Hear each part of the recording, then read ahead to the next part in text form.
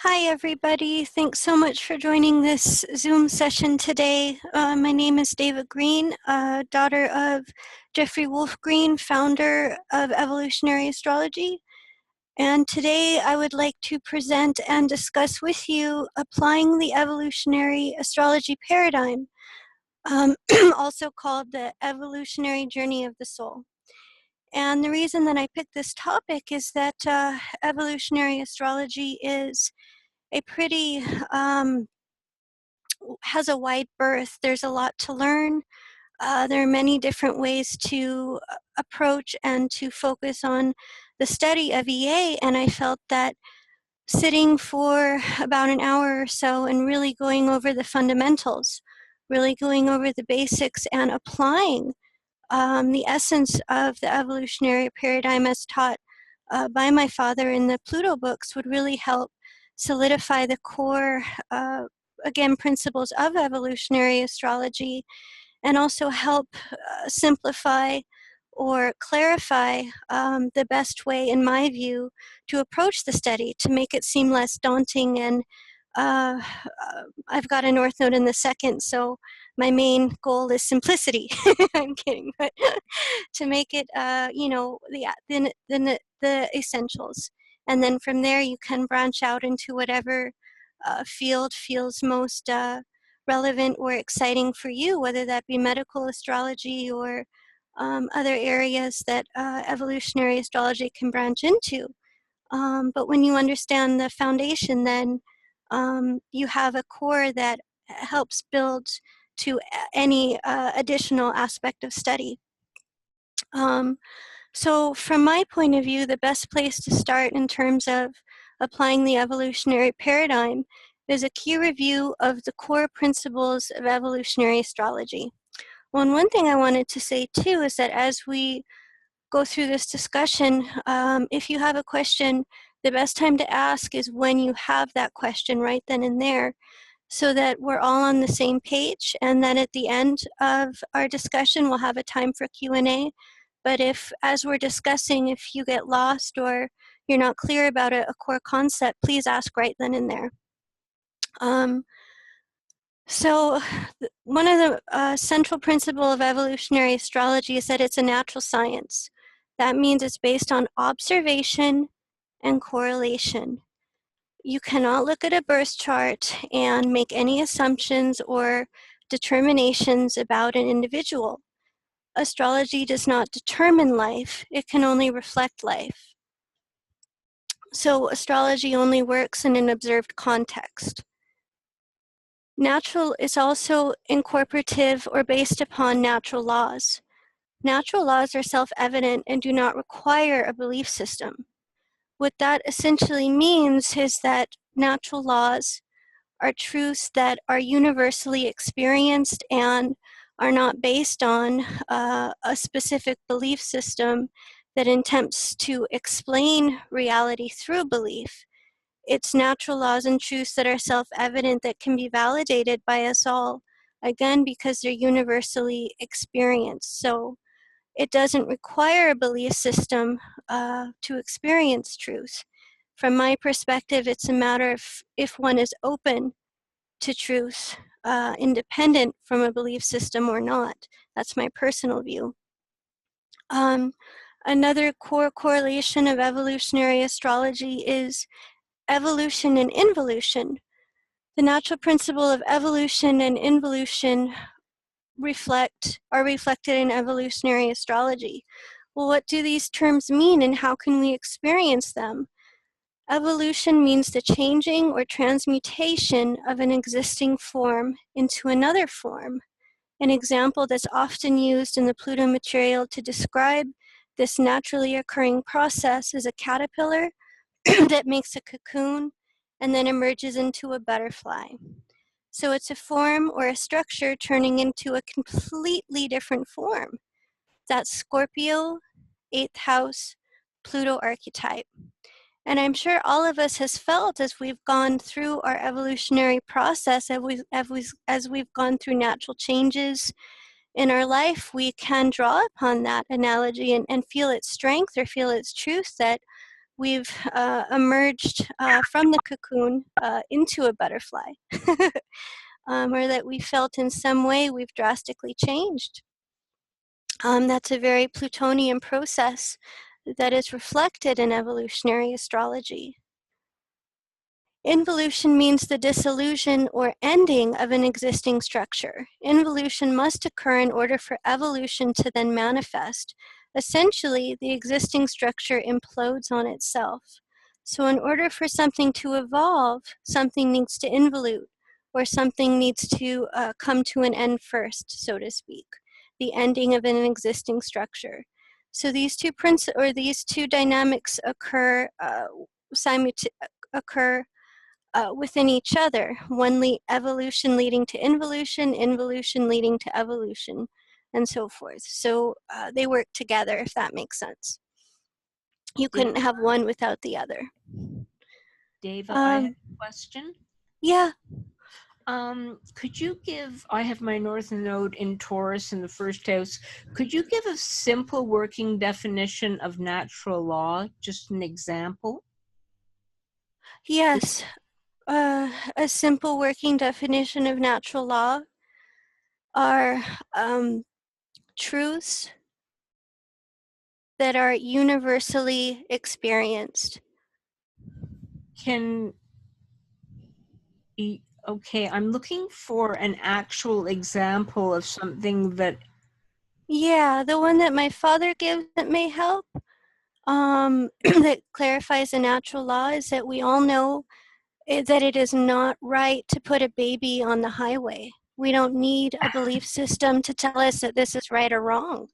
Okay. Another one that's a little, that one's also used for teaching purposes is knowing that the sky is blue.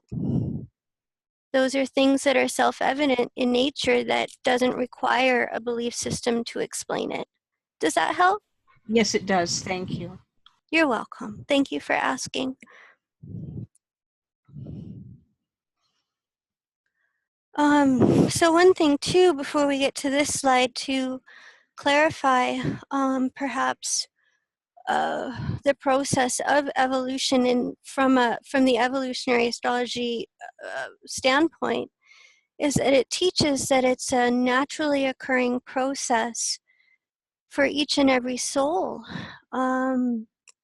It includes the principle of reincarnation or progressive rebirthing, progressive lives on Earth, and from what the material teaches, the ultimate goal of reincarnation is to purge all separating desires until only one remains, and to merge or to know or to reunite with Source. We'll get into that process in a few slides, but my point in bringing this up is that I'd like to clarify or highlight that underneath this, there's an understanding that this process is organic, that it's natural, that every given soul is on this journey. So to understand it from the standpoint, again, of caterpillar, cocoon, butterfly, to understand it from the standpoint of one life leading to the next, to the next, to the next, until ultimately we return to Source, or we return to, in my terminology, our soul nature, till we get back to who we really are. And that takes a lot, and it takes many lifetimes to return to our essential or to our essential core nature. But I want to emphasize here that this is a natural process that each and every soul has to undergo. The enlightened masters have to work through this process too. So does that make sense why I'm bringing that up and why I'm framing it that way, in terms of kind of also addressing natural law? That these are processes that we all go through and we can all universally validate, because we all experience them in our daily lives. Okay. Thank you for letting me clarify. So now we can go back to the next slide and talk about the two different forms of evolution. One of them is cataclysmic, similar to a volcano that suddenly erupts. It's a quick and sudden change over a small amount of time. So how we can experience this, this can be a quick or sudden change in life. It can be a loved one having an accident. It can be a sudden divorce.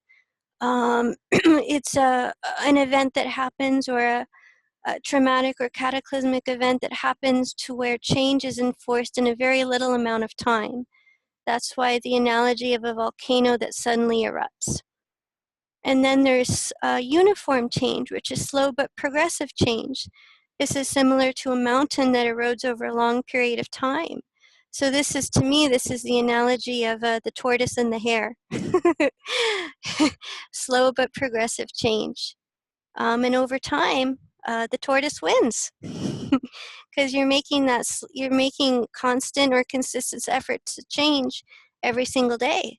So maybe it doesn't happen in 1 or 2 weeks, but the long term, over the time frame, again, a mountain erodes into sand almost, or the change does take place. It just takes place over a longer period of time through the consistent effort. And that's important to know because we've all experienced these two different types of evolution in our lives.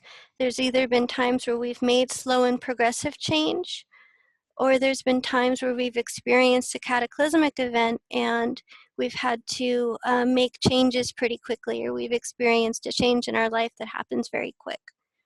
Deva? Yes? There's a question in the chat from Barbara. She asks, does cataclysmic evolution presume that the evolution itself is immediate, or just the trigger, the impetus? That is a fantastic question, and I really appreciate you asking that, Barbara. No, the change, it doesn't presume that the change is quick, but the event itself is quick. And there are two different reasons for cataclysmic change that I'd also like to address. One is one is evolutionary necessity, which means that the soul has resisted the evolutionary change to a degree to where it necessitates a cataclysmic event to propel the soul along. And the other reason for that is the effect and action that the soul has taken that necessitates the same thing happening to the soul. So karma can be 100% good and 100% bad. But it's evolutionary necessity or for karmic reasons. And I think the example that my dad uses, just to make it black and white, is the example of a murder or somebody shooting someone. Well, if you do that, the natural law of cause and effect, of course you may get hurt or shot, also. So there are two different reasons for it, and the reason for bringing that up is to not assume that either the soul has done the same thing, which is, of course, with evolutionary astrology, you always want to get to the why. Why is a cataclysmic event occurring? And I think it's important to be very clear about why any event is occurring in order to grow from it. Because if you don't understand the reasons for it, you can't really change, or you can't really grow in the ways that are most beneficial. So the event occurs, and then from my understanding, how you respond to that event is also very important. Whether you work to make the changes and to facilitate whatever growth does need to happen, or whether you become victimized by that event or are unable to change. So I really appreciate your question, because growing with it, at least from my vantage point, or coming to an understanding of what necessitated the trauma, can be very beneficial in terms of the soul evolving and working through any cataclysmic events. Again, at the heart of evolutionary astrology is the need to understand why. And I know very many of us, especially those here on this chat, very much have a desire to understand the why of things. So. Thank you, Deva. Barbara says, wonderful explanation. Thank you. Oh, good. So we have these two different types of change, cataclysmic and uniform. Are there any more questions about those, or?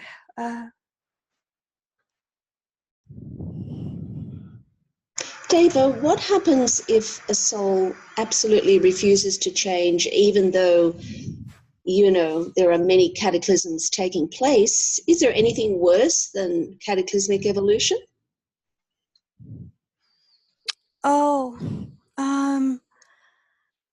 I mean, this is just my perspective on that is, to me, what can take hold, or the danger of it is that if you don't work through the trauma, or if you don't make an effort to change at least a little bit, it's the effect of victimization.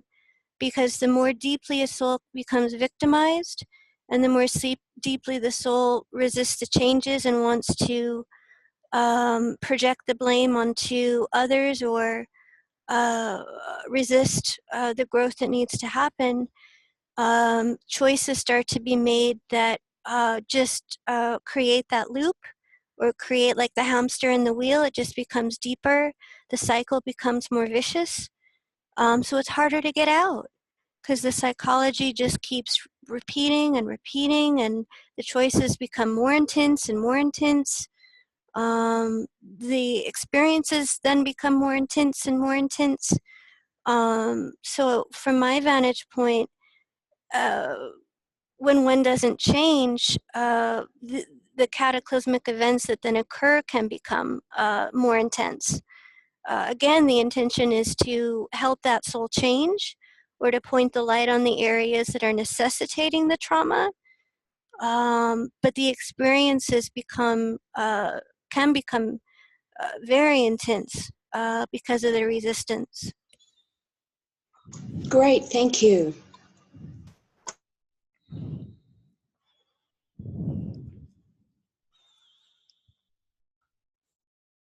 So, in terms of evolutionary astrology and how it looks at the ego and the soul in terms of evolution, is that in each and every life, the soul creates an ego.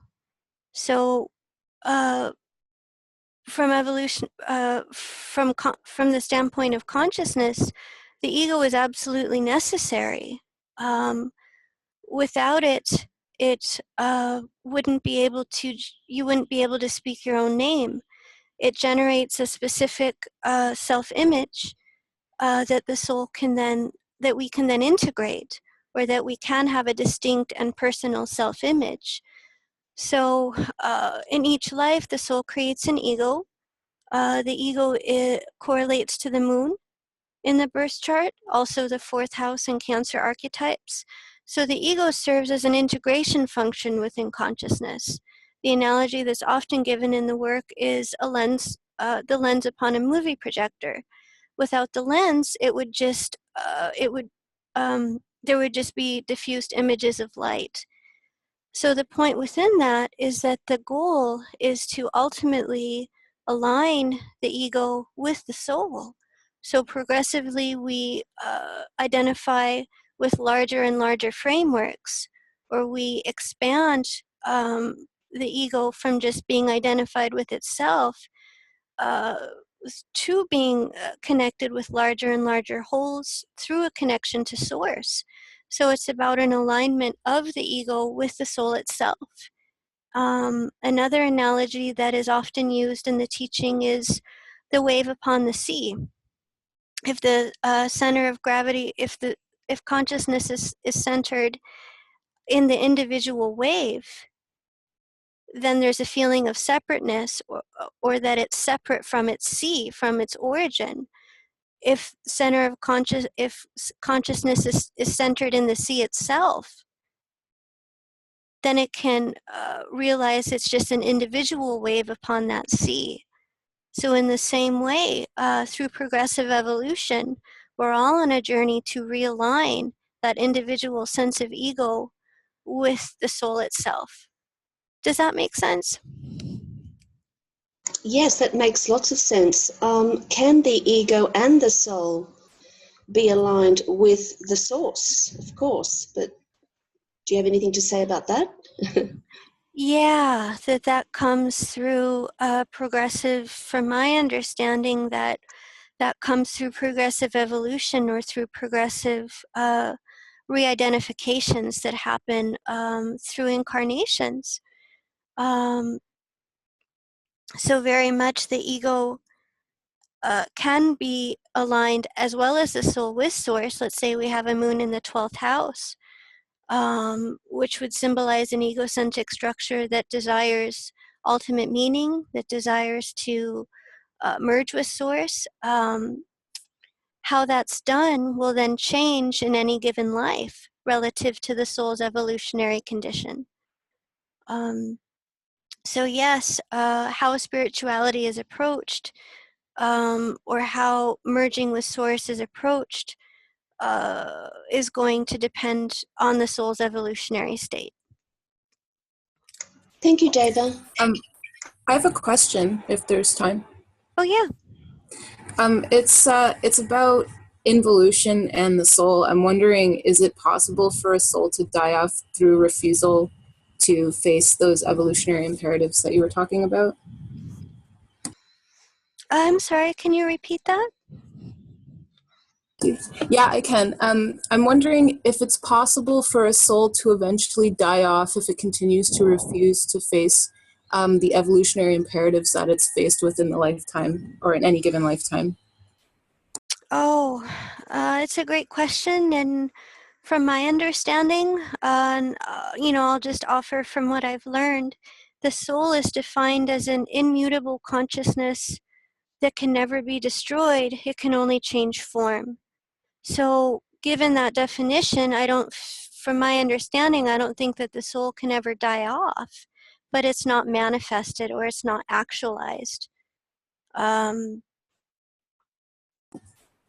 As a follow-up to that, I'm wondering, what does that mean, that it will decrease in conscious awareness if it refuses to evolve? Oh,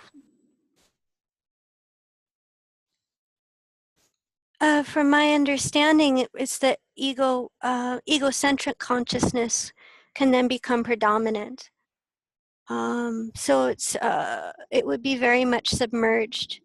From my understanding, again, not that it dies off, but that it's very much in a state of unconsciousness. That makes a lot of sense. Thanks for clarifying that. Thank you for asking. David, we have a question from Sheila Jean. Sheila, can you unmute and ask your question?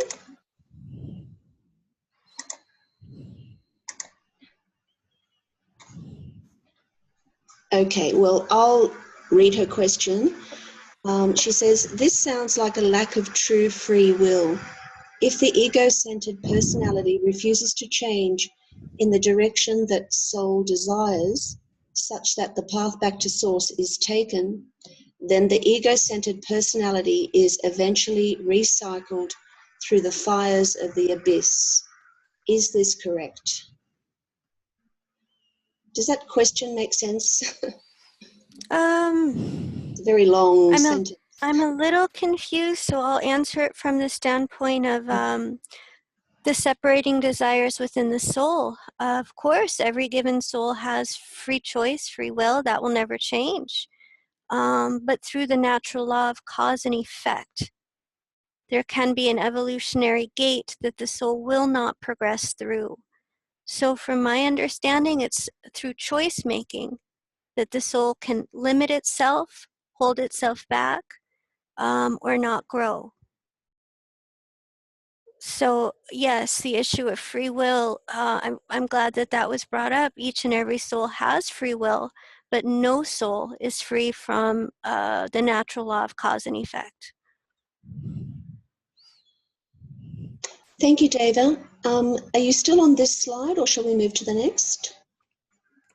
Let's see. I think the third point hasn't really been covered that much. Oh, thank you. Okay. Yeah, so making sure that we're centered in the evolutionary process itself relative to what's taught in the Pluto material. The soul progressively exhausts all desire. Oh gosh, I can't believe I did that. I'm sorry. What I should have clarified in the slides is that what the Pluto material teaches is that inherent to the soul, there are two inherent desires, one to return to source and one to separate. These are natural. Separating desires are not evil or bad. They are a natural part of the soul itself. It's what the soul chooses to act upon. We can become influenced by the separating desires or by what's been called, when we become influenced by the desire to stay separate. That's where we stay rooted in the past, where we resist the evolutionary changes. When we act upon the desire to return to source, that's when we're acting upon our desire to merge, to reunite, to return to our essential nature, to change and grow in the ways that we need. And it's exactly the interaction of these two desires, one to return to source and one to separate, that determines the choices we make and what we feel we need in every given moment. And why is that? It's because the way, for most of us, the need emotional security is connected to the past, the need to stay self-secure. So we make choices relative to what's known, to what we've done before, in our way to create emotional security. To risk that or to threaten that or to embrace the unknown is certainly a challenge for most of us.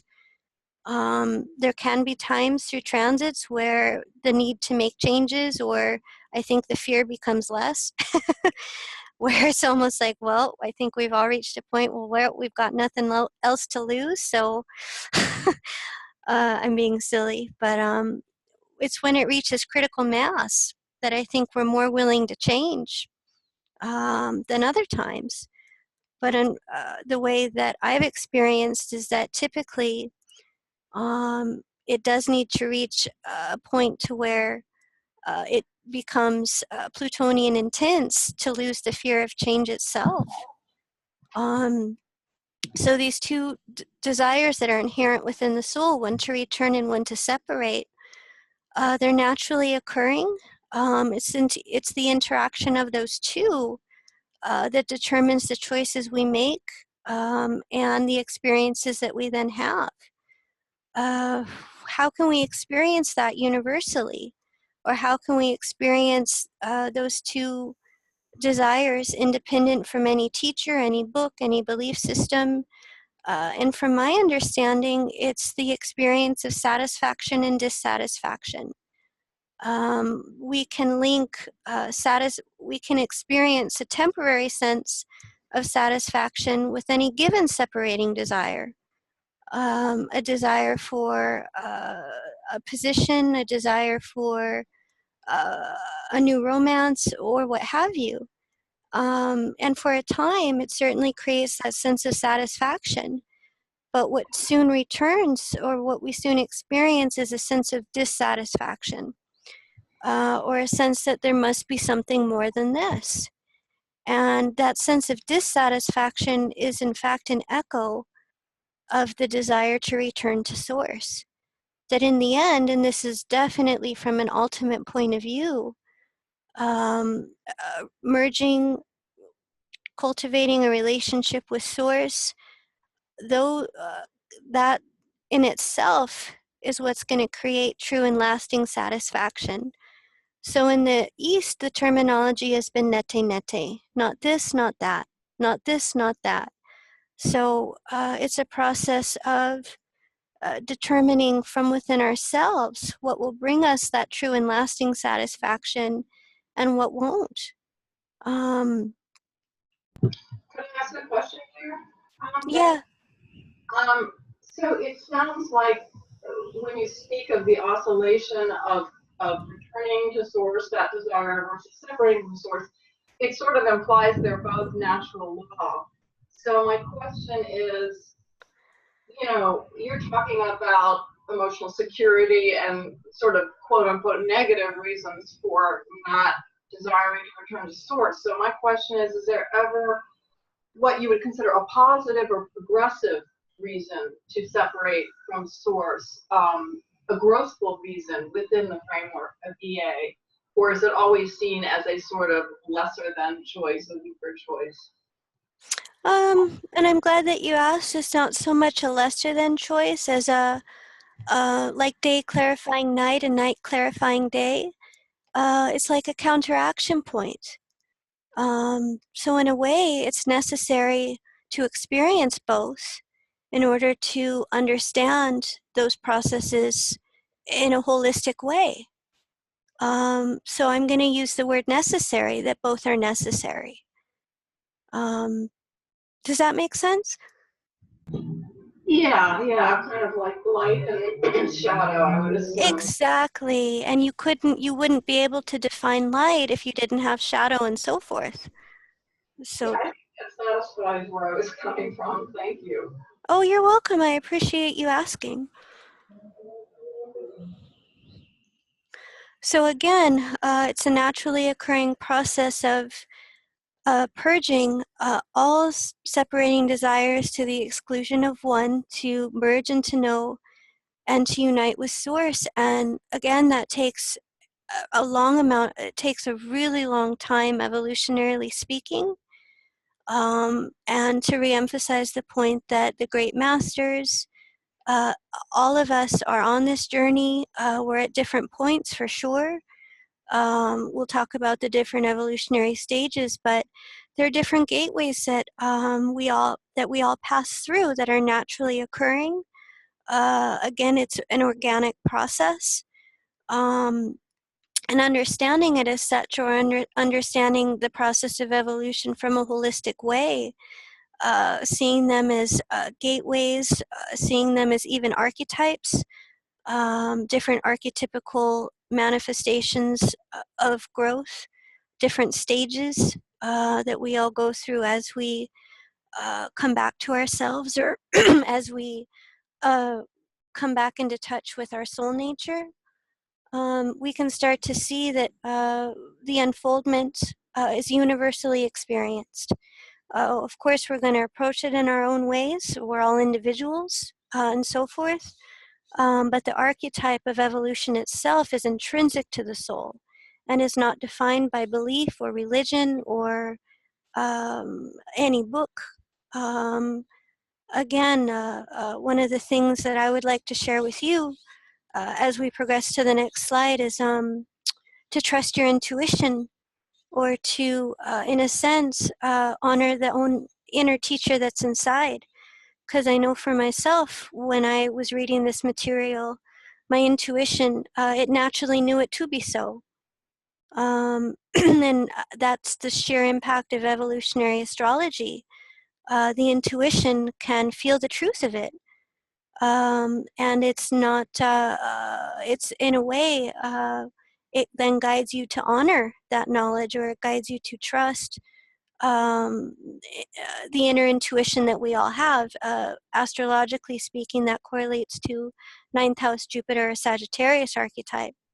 But again, these are natural laws that are universally experienced. We have a question. Before we Go ahead, Amy. Hi, yeah, I just wanted to ask before we move on to the next slide. So from an EA point of view, what exactly defines returning to source, like the return to source? And does that vary for every soul? Yeah. From my understanding of returning to source, you could see it as it can be, from my understanding, I know that we've all had the desire to make something right, or I know we've all had to ask ourselves at very critical or difficult moments, well, what's the right thing to do? And from my understanding, when anybody asks themselves, what's the right thing to do intrinsically, that can be the desire, that can be an expression of returning to source, because you're in alignment with natural law.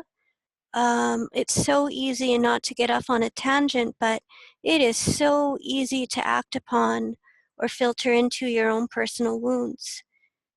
And it's very hard to rise above at times. It's hard to be that better person at times, or to be the bigger person, I should say. So when you ever feel yourself saying, you know what, regardless of any wrong I feel, or regardless of what's been going on, I just want to make the right decision here, you have opened up a gateway for returning desires to come through, whatever that means. How that specifically will work, of course, is designated to the EA birth chart. But I know we've all had those moments, and we've all had others who have reached those moments as well of asking for help about how to act upon the right thing to do. I think from what I remember in the Pluto books too, it can be the axiom, two rights do not make a wrong. And frankly, it can be hard not to act upon that. And I know it may sound a bit simplistic, but it's not returning negativity for negativity, or not returning hate for hate, but as much as you can, staying focused or staying centered upon acting upon the intrinsically right thing to do in any given situation. And that's just, that's sharing a little bit of my personal understanding of it, but I think in the end, that's all any of us can do. So not getting pulled into personal wounds, and not making choices that would sustain any negative parts of the past, but the desire to grow forwards, or the desire to make choices that are better than the past, or that would facilitate a freer and more growth-oriented future. Does that make sense? Does that help clarify? Yeah, that was beautiful. Thank you. Thank you for asking. So that's a great segue into the Pluto paradigm itself, how to orientate to a birth chart from the EA point of view. So from Pluto, looking at the starting point of an EA interpretation is going to be Pluto. Pluto correlates to the soul. It correlates to the desires of the evolutionary past. It's where we left off prior to the current life, and where we will naturally pick up in this life. It has both an individual and collective application. So looking at Pluto, Pluto's natal placement by house and sign locality, you can determine where any given soul, what their evolutionary desires have been in the past, again, where they're coming in this life, and where they're naturally going to pick up. In addition, it can correlate to areas of compulsion, habitual behavior. It can correlate to our limitations. And again, the reason for that is because wherever you see Pluto, it's going to represent the soul's deepest sense of unconscious emotional security. So I would like to reemphasize the point that the soul, in the majority of us, is typically unconscious. It becomes ever more conscious as you evolve, and as, from my understanding, you embrace a spiritual life.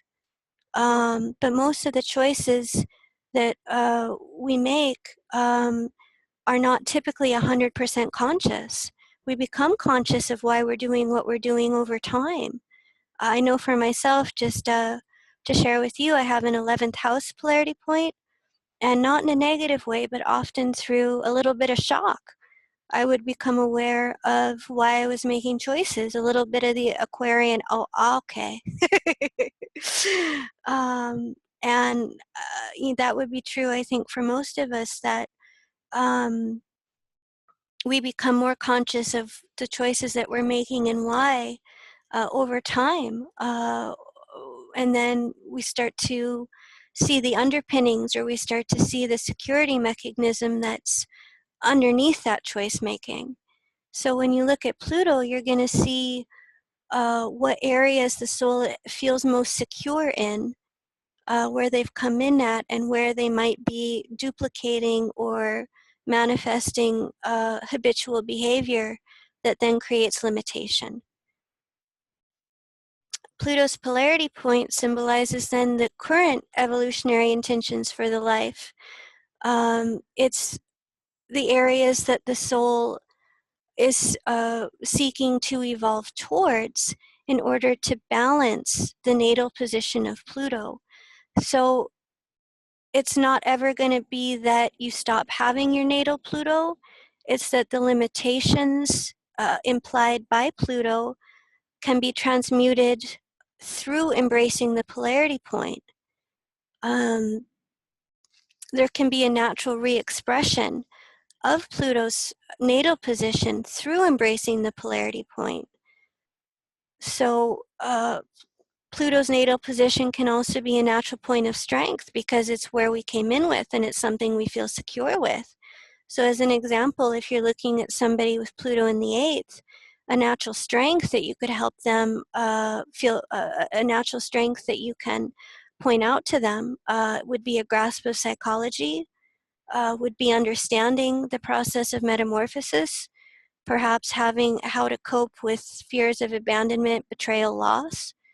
All of these things, so you can point the soul towards its natural strengths as well.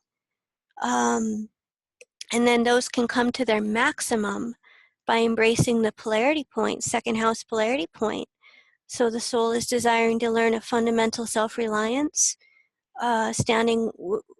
using itself as its own symbol of power, so to speak, or learning that the power that it seeks is ultimately contained from within itself, and in that way simplifying the overall life. But you can, I hope I've made clear in that really little example how by embracing the second house, then that 8th house Pluto can metamorphosize, or it can trust its own knowledge of psychology. It can apply its own knowledge of psychology to break free from its own psychological traps, or its own psychological limitations. So through embracing the polarity point, the natal Pluto can manifest in its best form, potentially. So I just wanted to make sure that that's clear, that it's not that, oh, so I need to stop having my Pluto and go to the polarity point. From my understanding, it's an issue of balance, or that it's through the polarity point that that natal Pluto can be expressed at its maximum.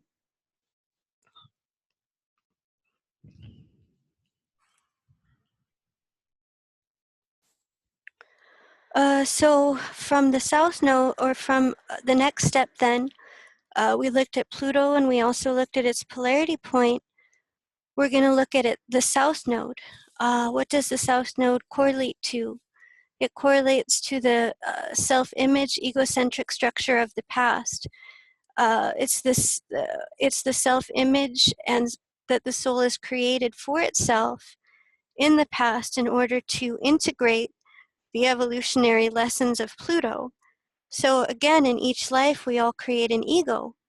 The moon itself has a natal position, and it has its south node and the north node. The south node correlating to the past, the north node correlating to the future. So when you look at the south node of the moon, you're looking at the past identity, or I shouldn't say identity, but you're looking at the past self-image that the soul has created for itself in order to integrate the evolutionary lessons of the past, symbolized by natal Pluto. When you look at the planetary ruler of the south node, it's how the south node is going to actualize itself just as Pluto has used the south node to actualize itself, so too will the planetary ruler of the, so too will the south node use the ruler to actualize itself. So when you look at Pluto, the south node, and its planetary ruler, you can also think of that as the trinity of the past. When you have those three symbols in total, you're looking at the core of the emotional body that the soul is coming in with. You're looking at the core dynamics, I should say, the core dynamics that the soul is coming in with relative to the evolutionary past. So what you can glean from that is you can glean again natural strengths that the soul has, what the soul is going to be naturally oriented to and why, and also its point of limitations.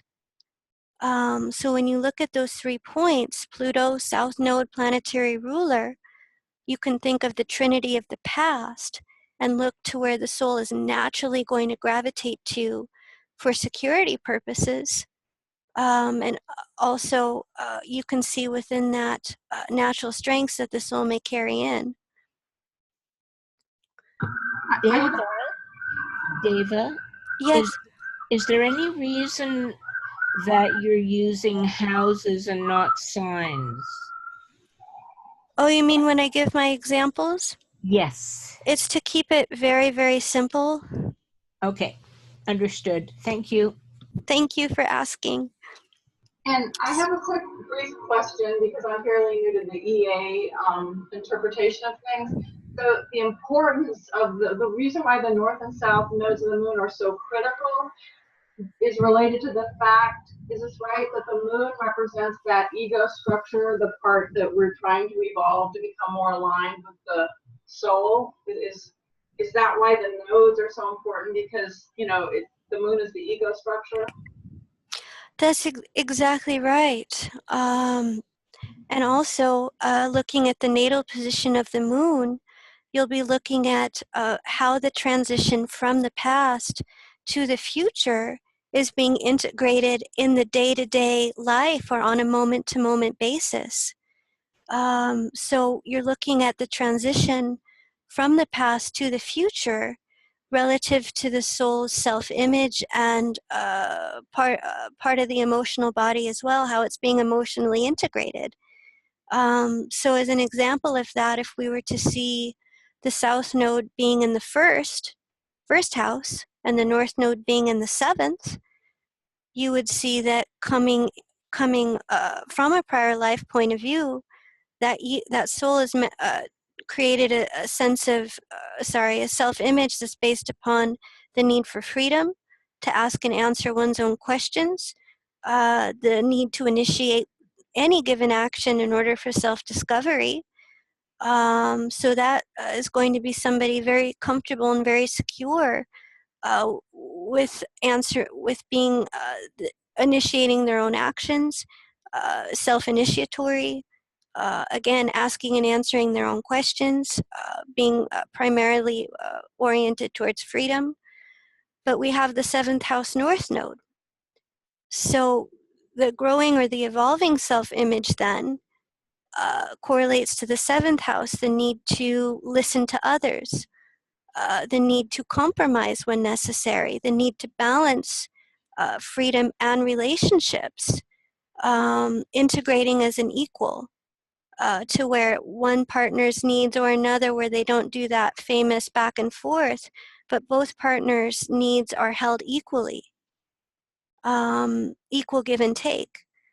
And we could see then how by balancing the first house with the seventh house, that soul could then potentially manifest a capacity to, by listening to others, also help them become mutually independent, co-equal, to ask for their own needs met if necessary.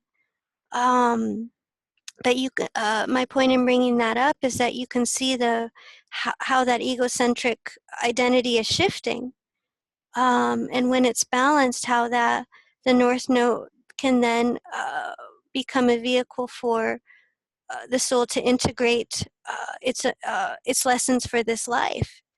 because the egocentric structure is going to be based upon the need to give to others first in order to have their own needs met tenfold. And that can then, again, coming back to the first house, that soul will then put into motion or initiate actions that are based upon those essential dynamics, learning to listen first, learning to compromise, and so forth. Yes, that's why they're so important, because that's how we're emotionally integrating the changes that are happening, and the alignment there. As you were saying, the alignment, the soul can, the alignment of the ego with the soul itself. So thank you for asking. Thank you. That was great. Thank you.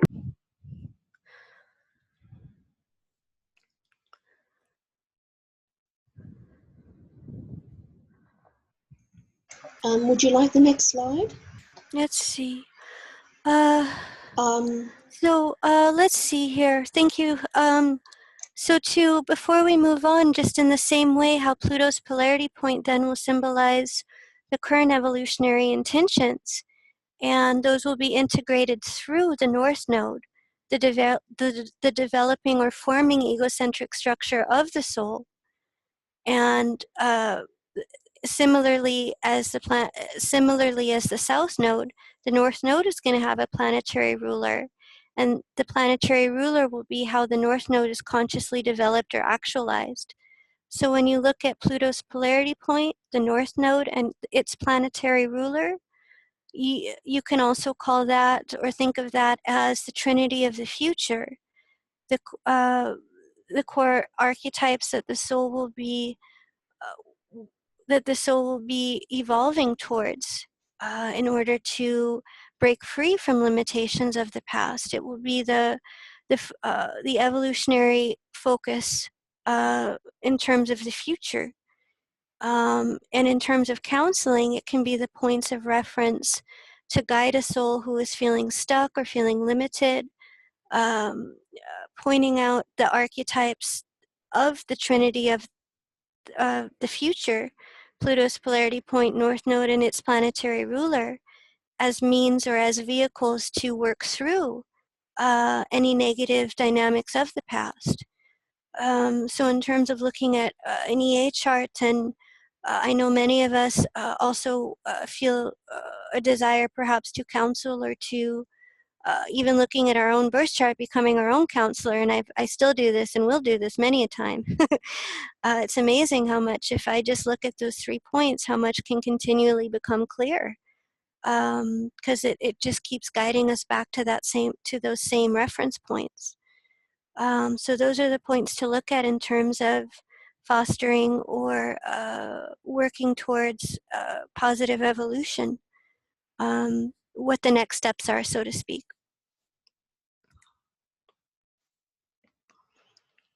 Delphine, do you have a question? Can you unmute? Just try. Okay, I'll read Delphine. Oh yeah, go ahead, Delphine. Yes, I was thinking about your affirmation about the Trinity of the past. Yes. So personally, I have Pluto and South Node and my South Node ruler in the same sign, same house. Does it give like an intensity to evolve? Like I can't do anything else than evolve towards my polarity point. It emphasizes the archetypes that are evolving in this lifetime. From my understanding, to indulge in it or to better it, to make it, well, to make it balance with the polarity point? Yeah, I would say it's to balance it with the polarity point. Okay. But not to leave it. No, because at the same time, if you have all of those energies in the same sign, and I think you also said house, those can also be natural points of strength. It can be areas that you can also utilize to your benefit. Let's say, for example, if those planets happen to be in the third house, you could see that there would be a natural ability to write, to communicate, to share information, to collect information. So it's just about bringing those symbols to their maximum through the polarity. Okay, thank you very much. You're welcome.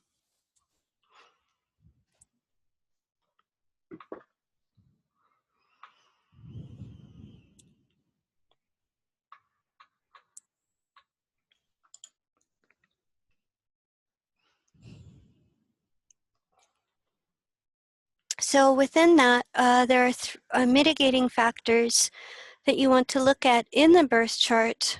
The first one is Pluto conjunct the South Node, and that indicates from an evolutionary point of view that the soul is reliving karmic dynamics of the past. This can have three possible archetypical expressions. One is a total karmic blockage or relive, which is not at all common. The second is karmic fruition, which means that the soul is in a state of essentially reaping what was sown in the past, that so much pure intention and sincere effort was put into resolving the issues of the past that again the soul is reaping what was sown, and that there's now a special gift that can be given. And the third, which is by far the most common expression, is a simultaneous reliving and fruition at the same time. So some dynamics of the past are being relived while others are in a state of fruition. And the best way to tell, or the best way to approach this from my view, is asking observation and correlation. So ask the client questions about the polarity point and also the North Node. And if the person seems to have a total blockage into understanding or realizing the archetypes that are symbolized by Pluto, the North Node, then a total karmic blockage is being experienced. And again, that's not common.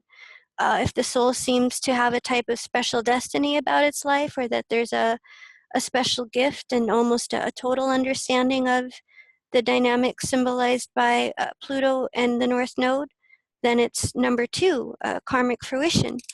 And if the soul is able to understand and work through some of the areas represented by Pluto and the North Node, while others are still being worked through, or there are some areas of blockage still indicated, then you can determine that a simultaneous reliving and fruition state is occurring.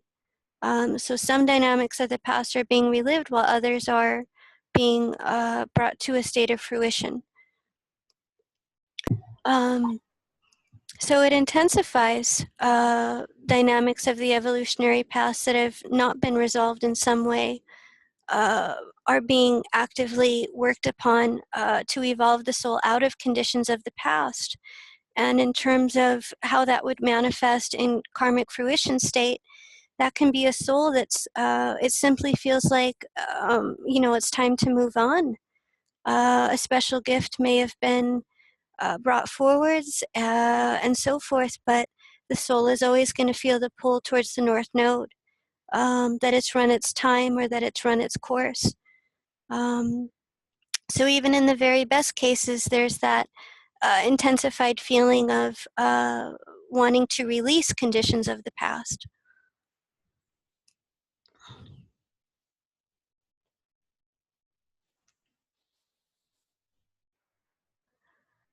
And another minute, oh, was there a question? Just real quick, that fruition, is that usually very dramatic, like a Desmond Tutu or an Oprah Winfrey or something like that? Is, karmic fruition, you said it's fairly rare. I'm sorry, can you please repeat that? Sure. The fruition, karmic fruition, is that usually really dramatic? Like, a Desmond Tutu or Oprah Winfrey? Oh. That's a great question. Thank you for asking.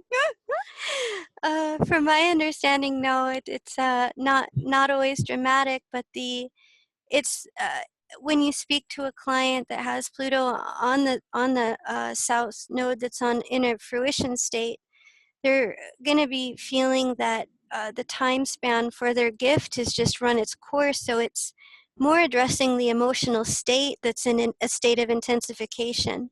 So whether that gift was large or small, that could have been, you know, a musician, or you know, helping kids with special needs, or maybe they had a special role in their family.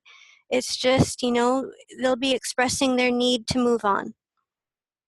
And we can all personally feel that if we've ever had a Pluto transit to the south node, we'll get a small taste of what that soul feels like for its whole life. And I mean that lovingly, but it's an intense transit, so it gives you a, you know, a high degree of sensitivity for when it hits, what it feels like. You know, not to sound so dramatic, of course, but it brings up the desire to release conditions of the past. And that's the intensity, or that's what that symbol mainly indicates from my understanding.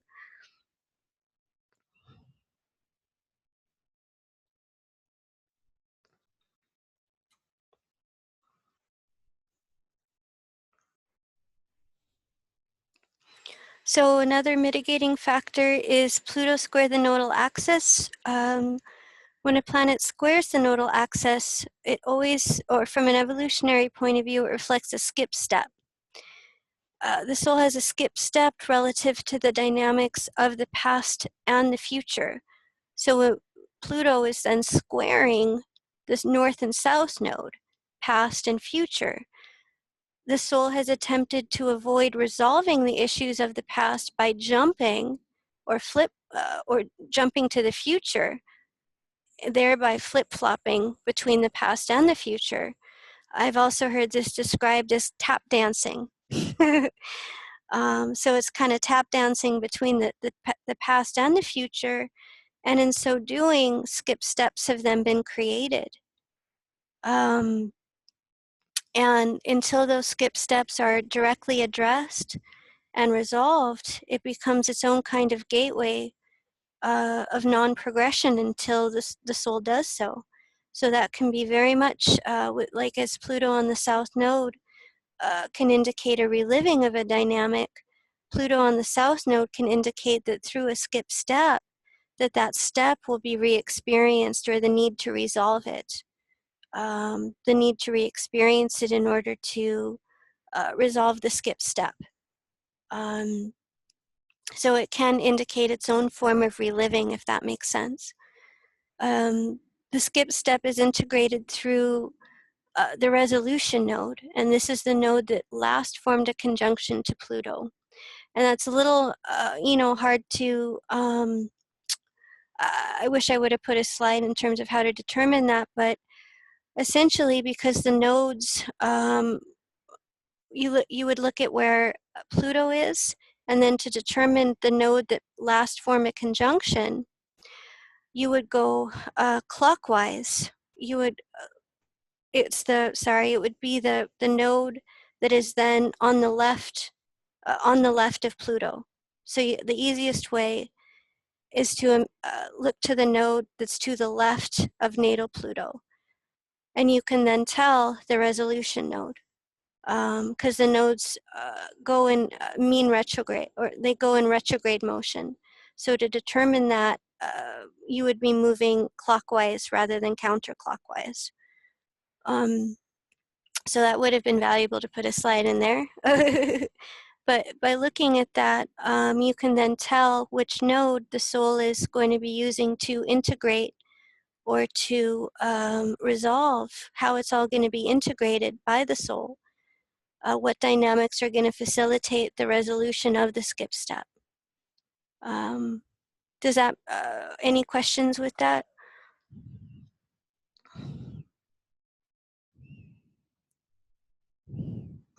Irina, would you like to ask your question?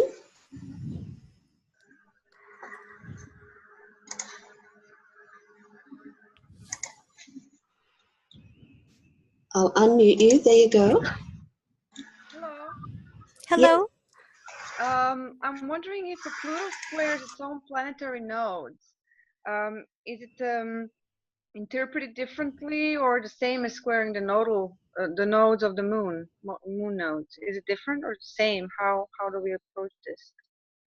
I'm sorry, can you please repeat that? So if Pluto squares its own planetary nodes, like the south node of Pluto and the north node of Pluto in the natal chart, how is this, how is this actually interpreted in the framework of a chart? That's a great question. I'm familiar with working with planets that are square the nodal axis, because that represents the self-image of the past and the evolving or growing self-image that the soul will create. So I mean, in principle, you're looking at the same past, present, future. But from my understanding, it's really when you look at the moons of the nodes that you can see a skip step. Okay, thank you. Great. We have a question from Delphine. She asks, when you have two skip steps but having two different nodes for resolution, what do you do? Do you get into flip-flopping again on the south node and Oh, I see. So let's say if you had Pluto square the nodes and then also Mars or Venus square the nodes, and then they have different resolution points? Yes.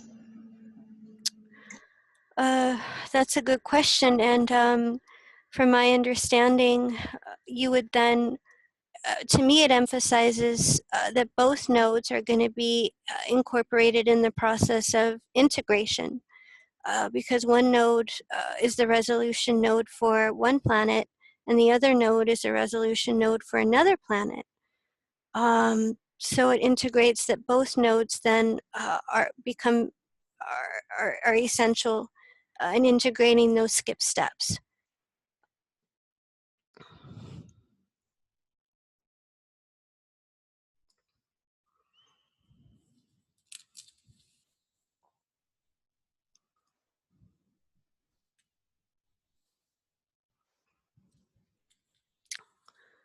So the third mitigating factor is when Pluto conjuncts the North Node.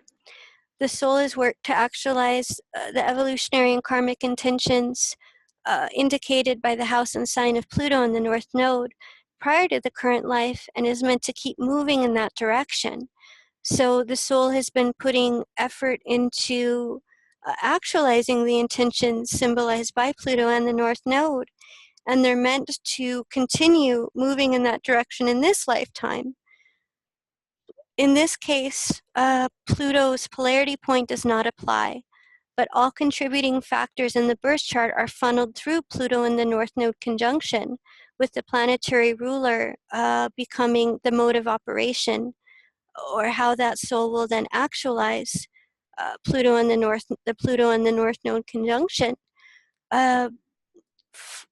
Barack Obama has Pluto on the North Node in his birth chart in the 7th house in Virgo. And looking at that, seeing what his journey was in terms of all the compromising or the incredible skill that he did have to negotiate, at least this is from my view, but kind of seeing or illustrating a life that was Pluto North Node, keeping him on that track or keeping him focused on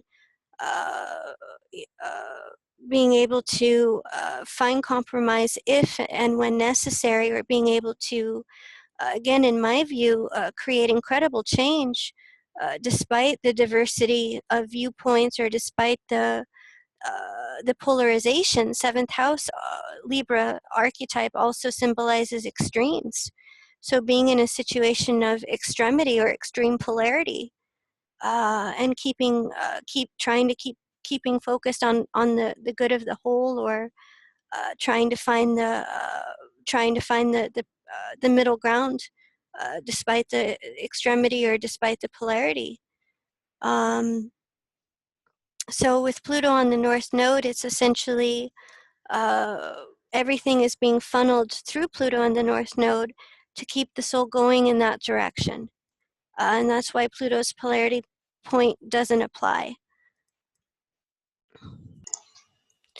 So a very important dynamic to also talk about today are the evolutionary conditions of the soul itself. And this is a core aspect of evolutionary astrology because in order to accurately interpret a chart from an EA point of view, we need to establish individual or personal context. So these evolutionary states are meant to give proper context to interpreting any individual birth chart. Millions of people are born at the same time, same year, same date, etc. So millions will have the same birth chart, but relative to individual context, will be interpreted from a different point of view, or relative to evolutionary state and also individual mitigating factors in the chart, such as gender,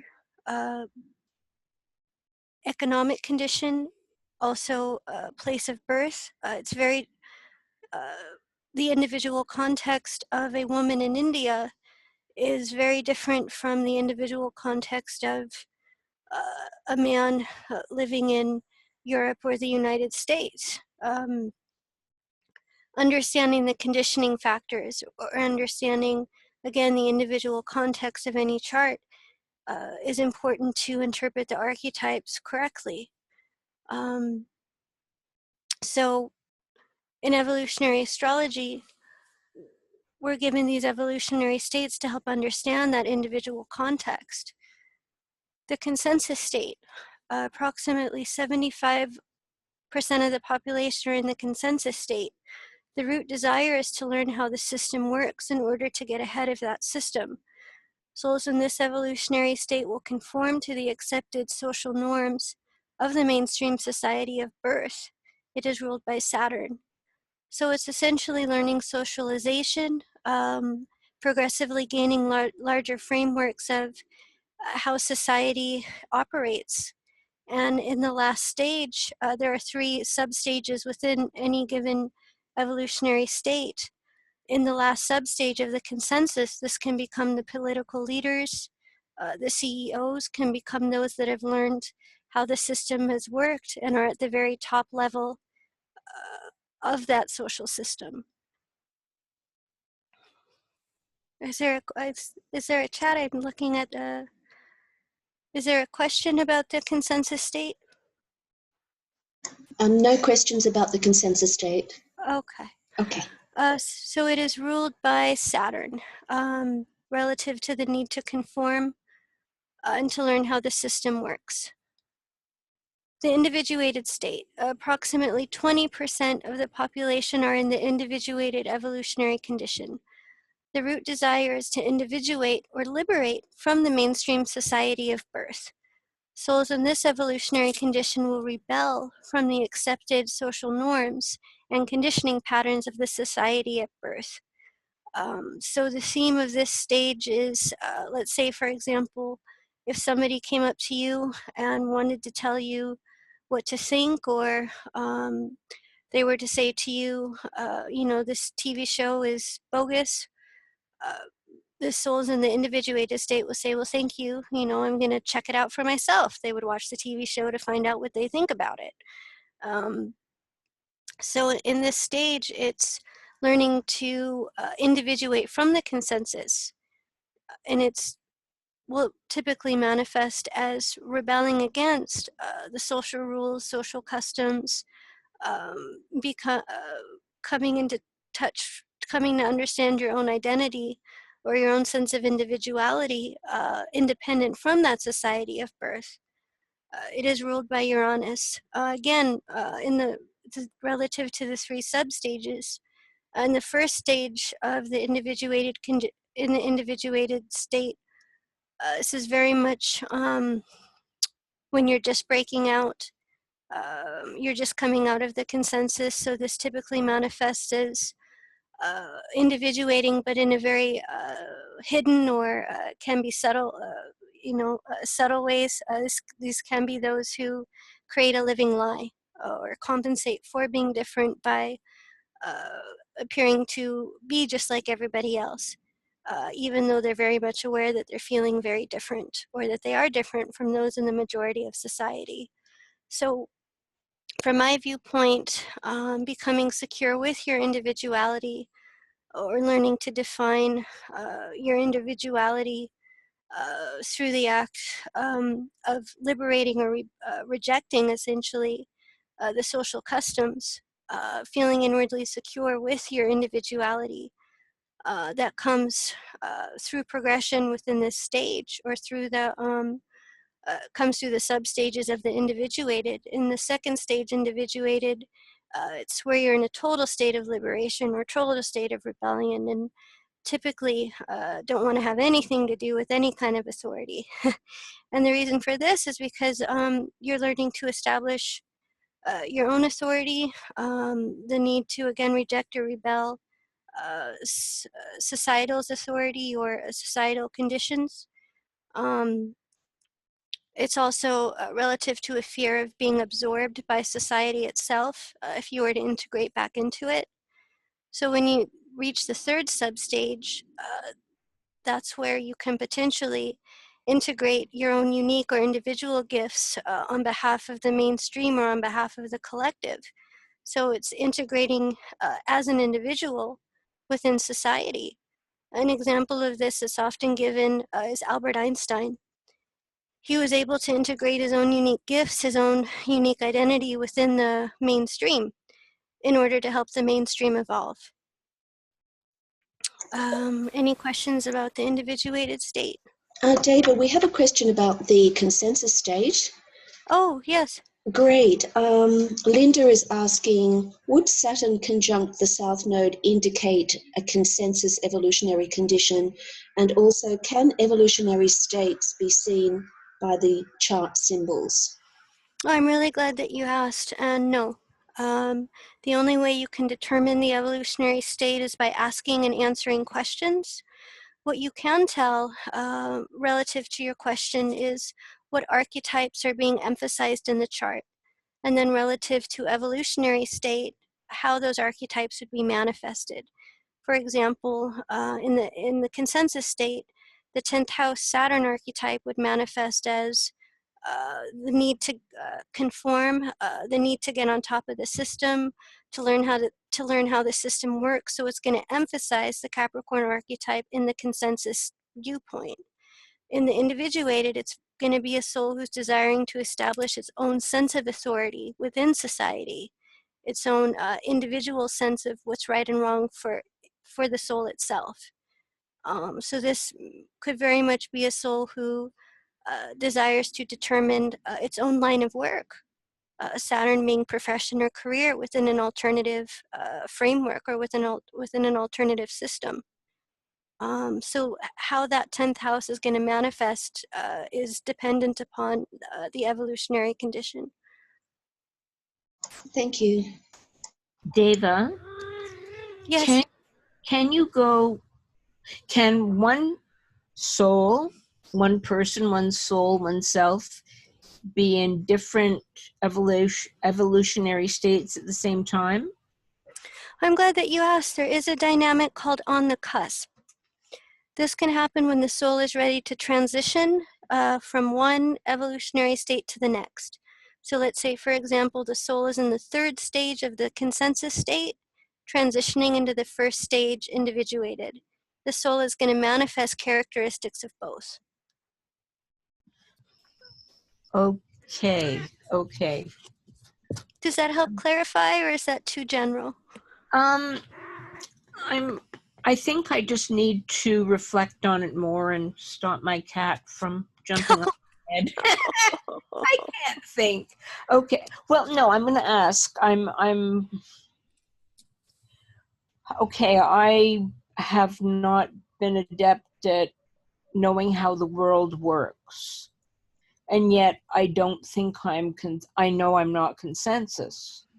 I have Uranus in the third house out of bounds. So in my later years, I seem to be getting an idea of how the world works when I really didn't know before. But I'm not consensus. Mm-hmm. Well, you would definitely have to be at least in the individuated to join our chat today. Okay. Oh, but no, I mean, from my understanding, it's perhaps integrating, as you say in your own terminology, it's integrating how the world works in a Uranian way, because that archetype of Uranus in and of itself symbolizes the need to individuate, to think about things differently. So what it may be is that your understanding is coming from a more individuated perspective of how the world works versus a Saturnian standpoint of how the world works, which may be why it took you a little, why it manifested over the years. Okay. Yeah, that really helps. Oh, good. I'm glad that was clarifying and helpful for you. Thank Deva, you. can I, Yes. would it mean also that Carolyn has exhausted the consensus state desires? Thank you. Yes, very much. Okay, thank you. So in the spiritual state, approximately 2 to 3% of the population is in the spiritual state. The root desire is to know and merge with the universal source. So coming from the individuated state where we're understanding our own individuality, we're individuating from the consensus, can manifest unique or brilliant capacities, and integrating those on behalf of the mainstream in its best manifestation. When you reach the spiritual state, you're now desiring to understand yourself and life from a universal and also holistic standpoint. So the soul progressively wants to understand, what's the collective journey, what's the universal journey, what's the common journey, what looking for that again holistic understanding of life, of our experiences, to find the common root, to find our common connection point, so to speak. Or again, from a Neptunian standpoint, ultimately, what are we all doing here? It is ruled by Neptune. In the first substage of the spiritual state, this is where the soul can become aware of all of its lacks, imperfections, and faults. It's very much, it's where the soul becomes aware of how small it is. From an egocentric point of view, it's the proverbial speck of sand on the beach. So the archetype of devotion and also humility can come through in this stage of the spiritual state. Again, the root desire is to know or merge with the source. In the second stage, from what I understand, it's where the soul, like a rubber band, is identifying with itself from an egocentric point of view, and then shifting to identifying with the soul. And it's almost like where that alignment is coming into its most intense phase, or it's like this, it keeps shifting from back and forth to identifying with itself, to identifying with source. So what may help in terms of understanding this stage is that the soul has progressed to understand spiritual principles, has maybe had its individual or unique experience, and wants to claim this knowledge, or wants to claim the knowledge that has come through the evolution as its own. So it would be very much can manifest as a soul wanting to claim that spiritual revelation is in fact coming from itself, from an egocentric point of view, pointing the finger to oneself. Something that's really helped me stay on track in terms of information that I take in, and also processes in myself, is that the true marking of a spiritual teacher, so that we're not fooled, is a true spiritual teacher points the way home, points to the source, and does not point to themselves. If you make it that black and white, you can really tell those who are seeking to transmit spiritual knowledge, and those who have kind of succumbed to this need, have kind of succumbed to egocentric glorification. At least those are my terms. One example of this is Rajneesh, who, you know, had a certain amount of spiritual knowledge, but in terms of the second stage spiritual, looking at this ego back and forth. At least, again, that's my understanding. But coming back to the core point, true spiritual teacher always points the way home and not to him or herself. In the third stage spiritual, this can manifest as spiritual teachers whose teachings last a length of time. Kriyananda, disciple of Yogananda, to me is an example of this.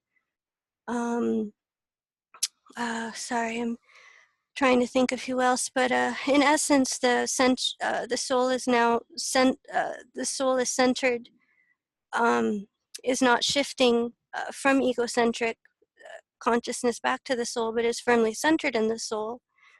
It's kind of went through that trial through fire, and can also have an awareness of other lives that was lived, but is able to transmit knowledge that surpasses time, or that will stand the test of time, that's universal and timeless in nature. And then that progresses to the avatar or the guru, to where the only desire left in the soul is the desire to return or merge with source. So again, you know, looking at these stages, these are natural progressions. These are natural unfoldments. It takes a long time to process through these stages. And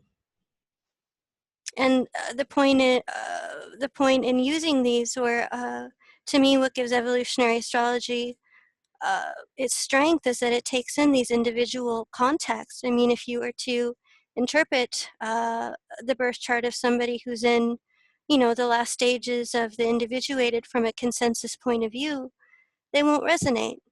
They won't be feeling that that birth chart is accurately reflecting their reality. So in terms of establishing personal context, individualized context, that's where these evolutionary stages are really helpful. Let's see, so go ahead, are there questions? No, go ahead, Shelley. Great. I just had a quick question about, could you go through could you find yourself vacillating between several different states? Or are you typically on a cusp of one state going into the other? Oh, thank you for asking. From my understanding, you can be on the cusp, but it's kind of looking at the core, or looking at the root of where you feel you are day to day, because you can certainly relate to aspects of both. I mean, you know, let's say, for example, even, I don't want to say even, but in the spiritual state, if you have an emphasized degree of Capricorn in your chart, you'll certainly feel, you know, in the consensus on some days. But it's not your root, or it's not kind of where the main line is, if that makes sense. So I would say, because you can, I mean, definitely you can feel influences of, you know, many of these stages. It would be, as best you can, determining your root, or kind of determining what you feel your baseline is. Got it. Thank you so much.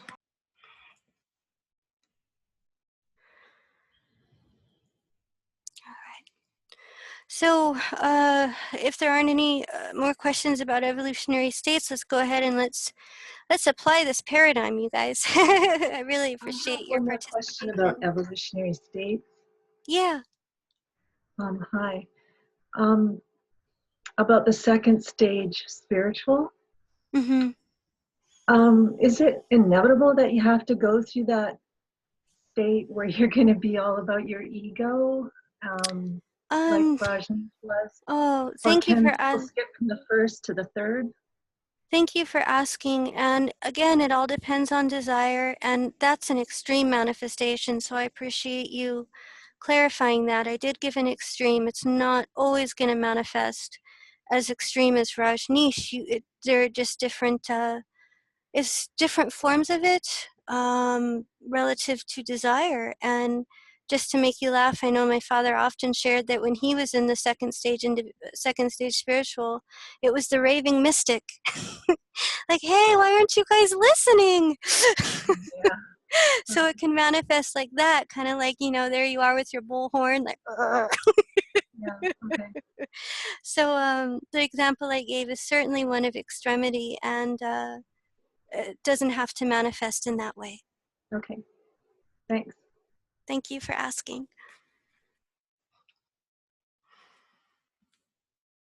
So this is personally, I chose Jane Goodall as an example chart because not only is she personally inspiring, but her work is also based upon observation and correlation. Many of the resources that she used for her study of the chimpanzees was based upon natural science and just observing the day-to-day life that they had, and it had the effect of revolutionizing our understanding not only of chimpanzees but of I would say also the relationship that that we have to nature, to wildlife in general. In her natal chart starts with Pluto. I should add evolutionary state. I would put her in the first stage spiritual. And the reason that I do so is because of her desire to give back to others through her conservation of nature, through understanding wildlife. Nature can be a primary means to spiritualize. So to me, her devotion to spirit, or her desire to spiritualize, is reflected through her devotion to nature. And so I'd put her in the first stage spiritual, and she has a beautiful quote I also think that represents this, as she says, wherever wherever a voice is not being heard, or wherever someone doesn't have a voice, there I shall go singing. Which is just, to me encapsulates the spiritual state of wanting to give voice to those who are in need, or those who are suffering in some way. So again, it came through nature, and in her natal chart, she's got Pluto and Cancer in the 8th house. So looking at that, we can see the wealth of psychological knowledge that she had carrying in, being in the 8th house. Can also see too, because it's in the sign of Cancer, her self-image, her ability to transmute limitations relative to gender assignment. That very same Pluto is making a square to Mars, and also, Mars and Sun in Aries, which is in the 4th house. So to me, looking at that square, seeing that Pluto in the 8th in Cancer, and seeing Mars and Sun in Aries in the 4th, we're looking at the ability to remain internally secure, independent from gender assignment, and also striking out on her own, which would be very Aries, applying her own psychological knowledge, being able to being able to start something new, being able to bring in a pioneer ability to the line of work that she did. And seeing the South Node in Leo also in the 8th, seeing a sense of special destiny, or seeing how she was recognized in some way. The need to creatively actualize or take charge of one's destiny. But that did not come until after a lot of work. Look at that Sun North Node being in Aquarius conjunct Saturn in Aquarius in the second. That at first, her findings were considered too revolutionary. The reason they picked her, which I found so, fitting for her chart, is that she was a quote unquote an uneducated she was an uneducated and unbiased woman.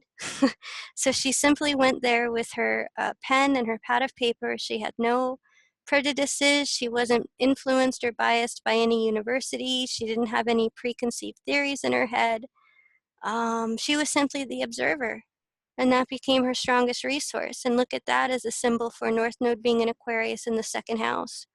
Resource through observation, conjunct Saturn being a way that people were able to authenticate her work's findings. One of her findings was that chimpanzees use tools. And for the longest time, I think it was up until that point, it was generally thought that humans were the only species that used tools. And here her findings disprove that. That chimpanzees also use tools as well as do other animals or other forms of wildlife. So looking at this liberation coming through through her own resources, or very much not being able to rely on anybody else, but pioneering relative to the Sun and Mars and Aries in the fourth, and the effect of her work revolutionizing our understanding of wildlife in general. Moon in Sagittarius in the 12th too, which trines, or doesn't trine that North Node, but what aspect did that make? It trines that Sun, wide trine, but that Sun in Aries and through extension Mars. So to me it indicates that part in her that was very much tuned into nature, Sag in the 12th house. Through silence or through intuitively connecting to nature and hearing the underlying, feeling the underlying emotions of any animal that she was interacting with. In essence, animals are pure emotion. And when you're able to understand their emotional reality, and as much as you can empathize or commune, she was able to, in my view, kind of communicate with the wildlife she was with through that kind of silent understanding, or through that emotional connection. And look at the Pluto being in 2 water signs, Cancer in the 8th house, and also the North Node being in the 8th. So when you understand them from an emotional point of view, anything is possible. One of her quotes too, which I found very interesting, was that they asked her, they said, "Did you find that it was like a mutual love between you and the chimpanzees?" And she laughed and she said, "I would say it was more about mutual trust." That's in terms of the 8th house, or understanding what undid that floodgate, was when you're able to establish that trust. It's almost like anything is possible. So now I'll pause and make sure we're on the same track, but in terms of understanding her chart from a spiritual point of view, and understanding her core intentions, and really, being thrown back on herself, Pluto's polarity point in the second, North Node and Saturn in the second, in order to revolutionize, or in order to bring about a work that was transformative in nature and revolutionary. And as the famous Aquarian experience, your work being a little bit too much ahead of the time, but when you hold it out there, it eventually becomes accepted. And look at that North Node Saturn. Over time, her findings becoming accepted. So any questions so far?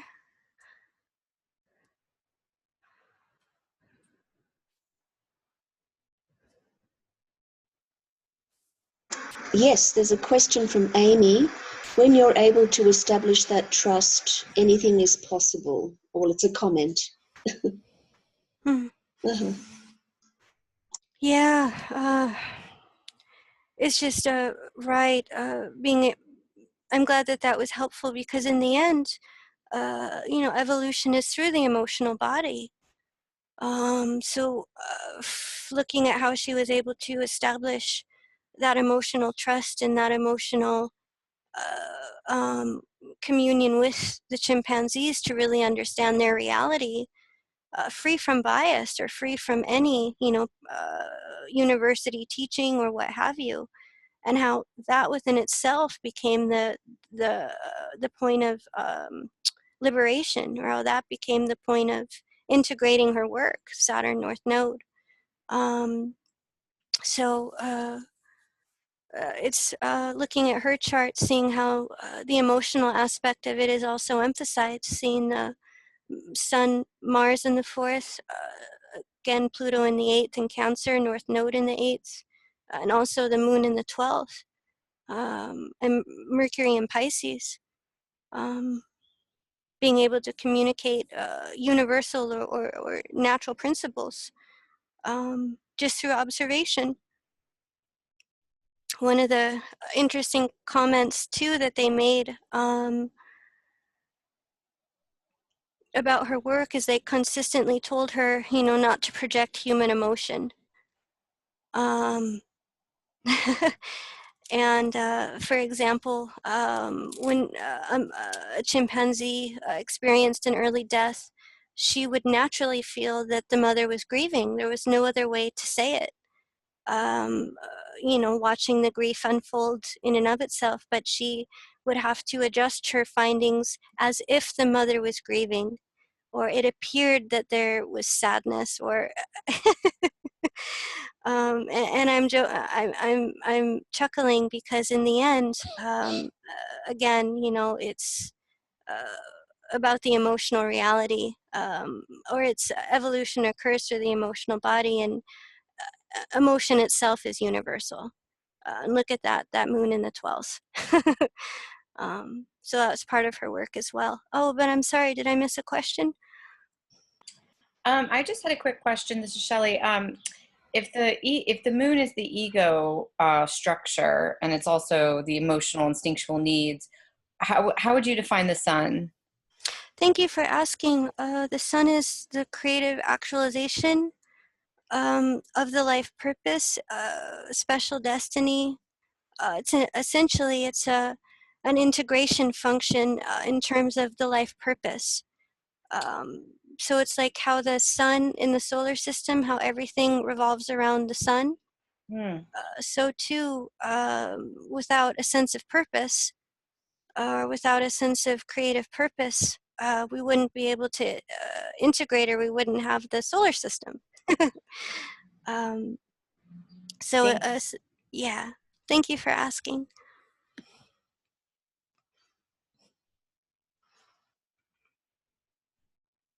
Let's see. I have a question. Yeah. So, with Pluto and Capricorn right now, I have some planets in the 11th house, but they're in Virgo. So I just have, I feel curious as to like what is a common denominator, for people that do experience that Capricorn guilt and stuff. Like a common denominator of natural law versus man-made law. Mm-hmm. Like during that discernment process, because when we were talking about the definition of the return to source, there's like a discernment process in that's like, what's right or wrong, so could you elaborate on that a little bit? Yeah. I mean, in the end, I guess I'm wanting to make sure I understand your question. But there's always a constructive use of guilt, and from my understanding, because you can go two ways with it. There can be a degenerative use of guilt, to where it's almost like it becomes its own trap, and you blow yourself up.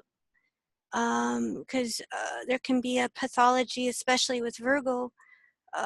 Did you say Virgo in the 11th? Yeah, I have a Okay. stellium in Virgo in the 11th. That would then be a need to liberate from any form of masochistic, at least from my view, or any sort of or of condition guilt that leads to like a inferiority or like a need to atone all the time. And the way to work with that could be to just to try and make things right, or to use self-knowledge to not repeat aspects of the past that you feel were indiscretions. That could also be forms of right work, could be ways to liberate from conditioned guilt. But in the end, it's working with it from the point of self-healing and creating or self-improvement rather than self-lack or self-undermining behavior. So that could be a unique form of healing work. That could be a vehicle to atone that would be natural. Because it would be feeling like making things right, but in a way that's constructive rather than destructive. Yeah, thank you. I really that helped a lot. That term conditioned guilt too. That helps. Yeah, and I'm so glad you brought it up, because it's so, I think it's so important, especially with Pluto and Capricorn, to understand guilt, from a natural perspective, and how to work with it in ways that are healthy. So condition guilt, seeing the impacts of condition guilt can certainly be healing for sure. Yeah, wow, thank you. Thank you so much.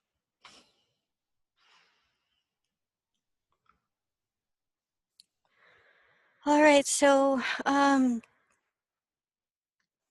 let's see, maybe we can go on to one more example and then kind of conclude with a Q&A, because we're running short on time, because you guys had such wonderful questions. Thank you. I really enjoyed the interaction. It makes it so much more like a discussion and like a group effort. So I appreciate all your questions today. So, Deva, you have three more example charts. Would you like to choose which one? Thank you. Can you remind me which ones? Charles Darwin, Queen Elizabeth I, and Yogananda. Okay.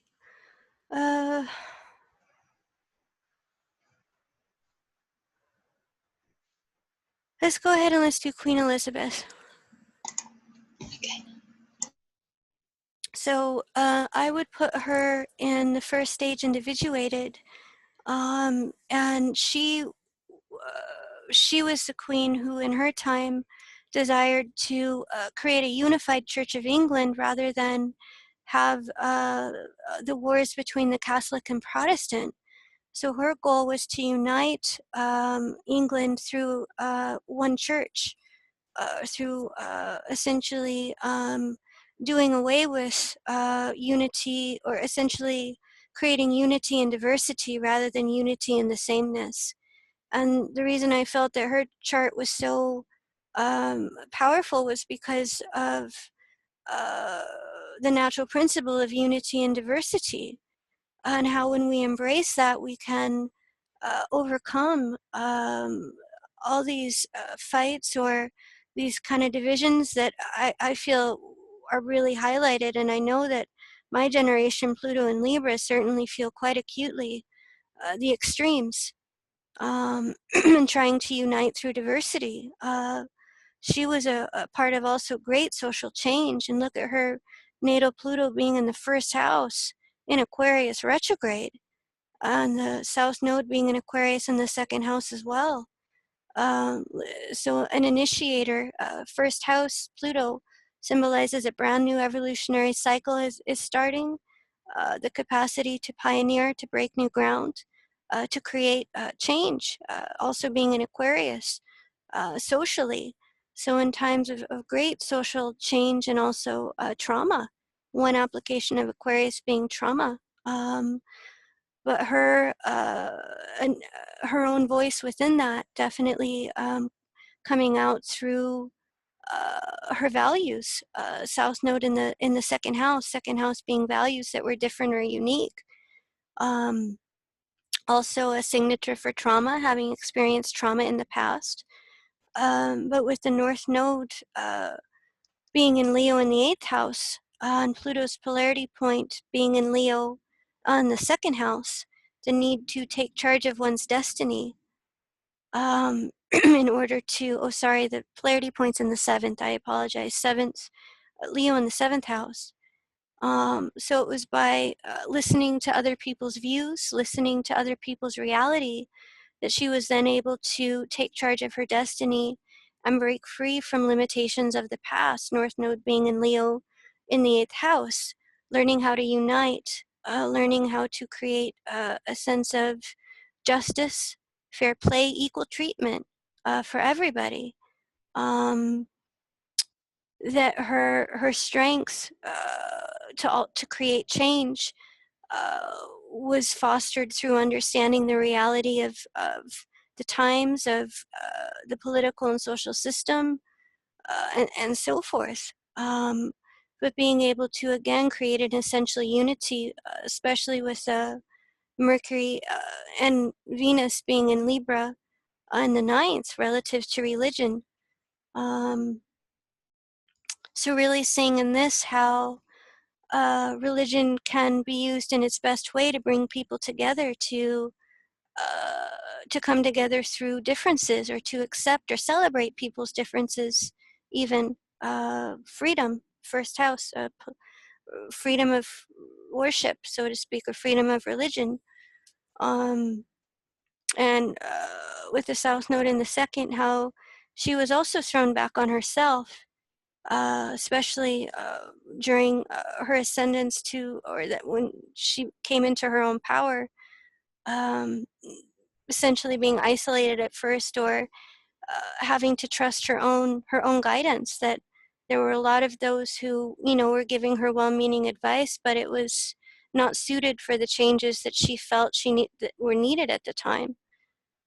So relative to North Node being in the 8th in Leo, and Pluto's polarity point being in the 7th in Leo, taking charge of one's destiny in a way to then include everybody, or to create inclusion. Again, inclusion rather than inclusion rather than separation. And that being a source for her to self-empower. She grew into her power by essentially trusting herself, or by trusting her vision. And with those 2 planets in the 9th as well, Venus and Mercury, trusting her intuition, and Jupiter being in Sag in the 12th as well. So a pioneer for change for sure. Overcoming their own experience of trauma through giving back, essentially. Pluto's polarity point being in the 7th, or being able to create healing through inclusion, and that being a way to overcome social and also personal trauma. You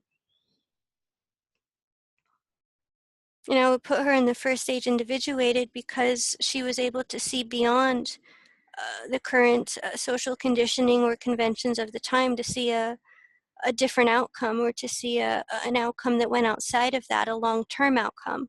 That's also Aquarius's long-term vision. So being able to project a vision that was different, but knowing that it could happen. And thankfully she had that Taurus moon. Being able to stick it out. Any questions so far, comments about her chart?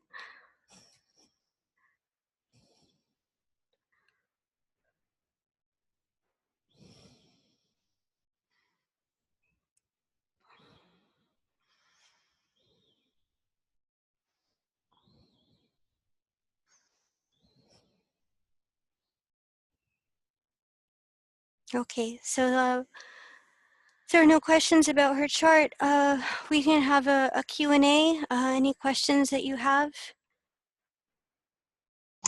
Okay, Shelley, would you like to go ahead with your question? Sure, I would love to. This is kind of a basic question, but when you were talking about Deva, the trinity of the North Node and the polarity point and then the North Node ruler, let's say it's in Scorpio, would you look to Mars or would you look to Pluto when there's kind of that co-rulership? And then once you look at that, whatever house that's in, what is most important? Is it the house? Is it the sign? Is it all of the above and the planets that are there? The planetary ruler for Scorpio in EA is Pluto. So you would look to Pluto. And while they're both equally important, you start with the house because the house is going to condition the sign. Because as an example, you could have somebody that has Pluto in Libra or Venus in Libra, but they're going to have that planet in a different house. One may have Pluto in Libra in the 4th house, while another has Pluto in Libra in the 6th house. So you would look at that house to see how the sign is being conditioned or filtered. So start with the house and then include the sign. And then the planet? Yeah. Okay. Thank you. You're welcome. Erica, would you like to go ahead with your question? Unmute. Erica? Yeah, go ahead. Yeah. Hi, Deva. Hello. So I have 2 questions. So if someone has a resolution south node in Leo in the 4th house, and then their sun is in the 10th house, what should be their primary focus? Can you say that again? So resolution south node in Leo in the 4th, and then the sun is in the 10th house. Okay. So I could only answer that from a general point of view because you can't really determine through isolating individual parts of the chart. But those archetypes symbolize or emphasize a deepening of the emotional body or of a opening up the emotional body, perhaps resolving any fears of abandonment, betrayal, and loss that may have happened and affected the self-image. The 4th house indicates internalizing emotional security. And then the 10th house would be establishing one's own authority, also emotional maturity, but it's establishing one's own personal role in the world. Okay. All right. Thank you. And my other question was, what do you see coming with Saturn and Pluto in Aquarius? Oh, Saturn and Pluto in Aquarius? That's a great question. From my point of view, potentially that can be great times of social change through a liberation from social systems that are outdated or outstructured, which is what we're experiencing now with Pluto in Capricorn. So the best manifestation can be altered social systems that support the change, that support humanity in general or collective needs. That could be alternative. One example can be alternative technology that we desperately need. And that manifesting in the daily world, which would be Saturn or the social systems. But another application of that could be intense social trauma. So there's kind of two Two sides things. of the coin. Yeah, exactly. All right. And then I had a small question. Why the porphyry house system? Can that be further? Yeah, thank you for asking. And from my understanding, that was chosen because of the house division by 3s, and that correlating to the natural principle of past, present, future. Okay.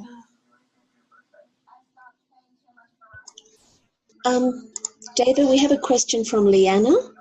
She's asking, if the North Node is in Cancer and the ruler, the Moon, is in Capricorn, conjunct the South Node, does it mean the ego is stuck in the past, perhaps because of guilt? Would you like me to repeat it? Yes, please. If the North Node is in Cancer and its ruler, the Moon, is in Capricorn, conjunct the South Node, does it mean the ego is stuck in the past because of guilt? It certainly can manifest that way.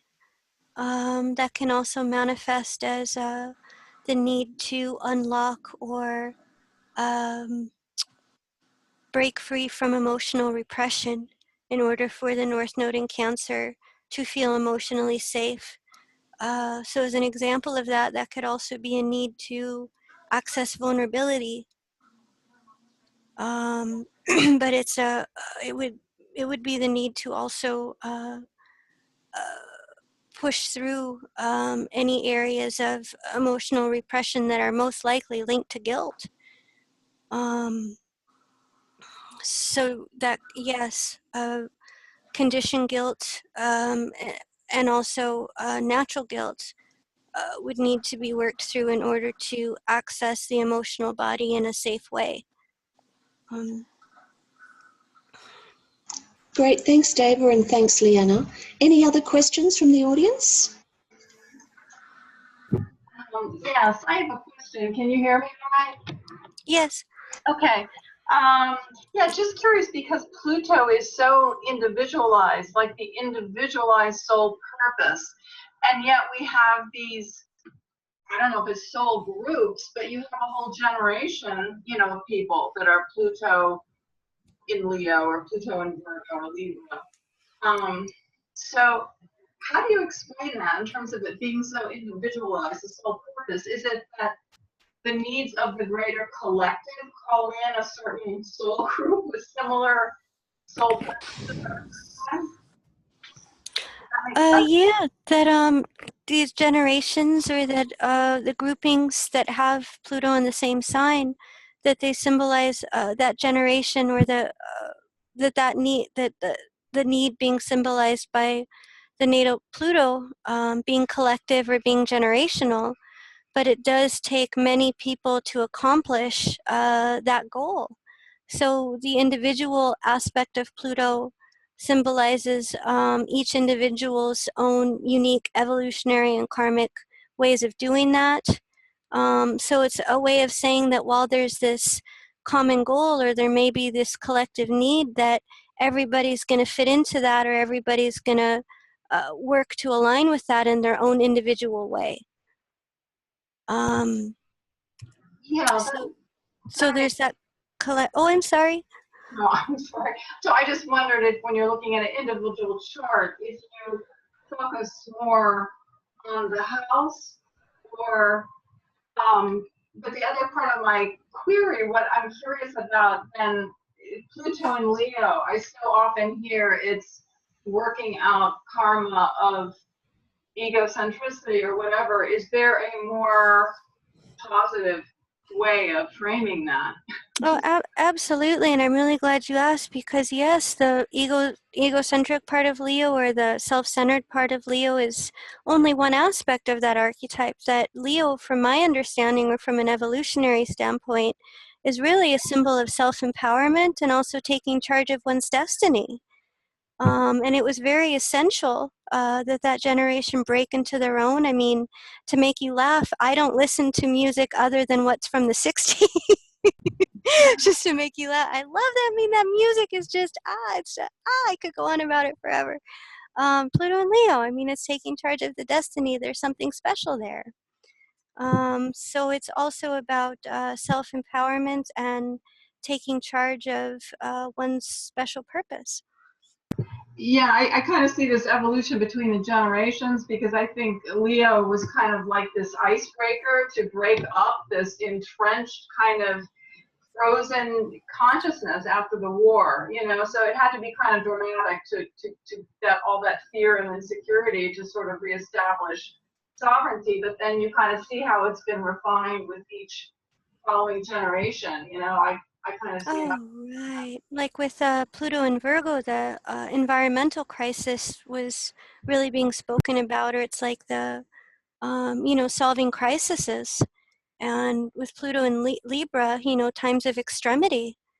Things are really in a state of polarization. And, so I really understand what you mean, how there's this progression or this refinement that's coming through each generation.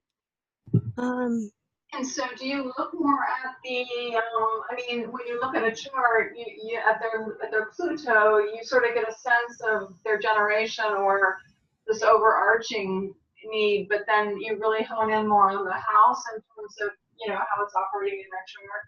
Yeah, start with the house. That's right. Because as an example, let's take Pluto and Leo. We're going to have Pluto and Leo in any given house. So how that individual soul is approaching the broad need to take charge of one's destiny and creative actualization would then be specific to that person relative to the house and so forth. So starting with the house, you can then get a sense, or you can understand the individual context of that Pluto. That's great. Thank you so much, Deva, for all You have great questions. Thank you. It's just great to have the group energy. Hey, Deva, I had a question about what you see for when in January to June 2020, when Saturn comes up to conjunct Pluto and then Jupiter comes over that. I have been reading someplace that those three planets haven't come together like that since like 1285 or something like that, that it, just is going to be something big. And I just wonder what your sense of that is. Yeah, and I might sound a little, a little neurotic, but I kind of feel that time could indicate knowledge from other intelligences coming through to help us. Knowledge is from other times. I really see that as a time of social. The most positive is social transformation that comes from alternative sources, or that comes from alternative knowledge. And with Jupiter, that can be coming from a return to natural law, a return to nature, a return to what are words for that? To a community, or to a humanitarian consciousness. With Jupiter being there, I can also see too the potential for conflict relative to those who have what are words for that? Beliefs that are altering from that, or I'm struggling for the words here, but there can also be trauma relative to belief, or relative to integrating as a community, or as a whole.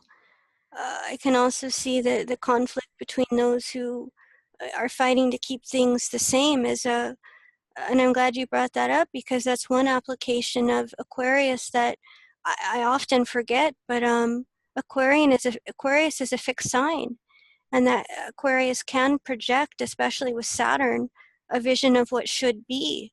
So it can create a growing tension between those who are desiring the social revolution, the social change, the return to natural law, and those who are very Saturnian in that, well, this is the vision, this is the way it should be, relative to belief and so on.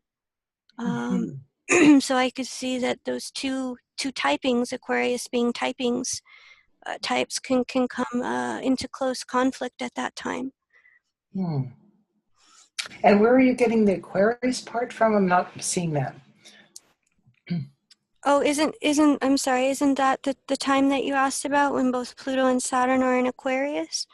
No, I'm sorry, when Saturn comes up to conjunct Pluto in Capricorn in January 2020, and then Jupiter comes over it in June of 2020. Okay, I can Pluto. I'm sorry, I didn't. I can see that as like a busting or a fruition of what's happening in the social system. So I could see that as either a rapid decay of the social system, or a type of rebirthing of it, relative to whoever's in positions of authority, and the governing principles of what the societal structure should look like. So I can really see that as like it's like the point, or it's like the deciding point of what the social system is going to be. And so it's super, I think a lot of it's going to be decided relative to who's in government, of course, but perhaps, or at least my hope is also it filtering down to a governing through the grassroots, or the structure being created by the demographic at large. So I can see that definitely it's almost like the pinnacle, or it can be kind of the deciding factor around who's going to shape and structure the government. Great, thanks. That's helpful. I think Marty wanted to make a comment about Leo. Go ahead, Marty. Hi, Linda. Thank you so much, and thank you, Deva. I just wanted to address Barbara's question about Pluto and Leo and really toss it to Deva, and just mention real quickly that her dad did say that it takes more than one person on the planet during a Pluto generation to accomplish the evolutionary intent of Gaia, which is the interconnectedness of all things and creation on Earth as we know it. I want to toss that to Deva.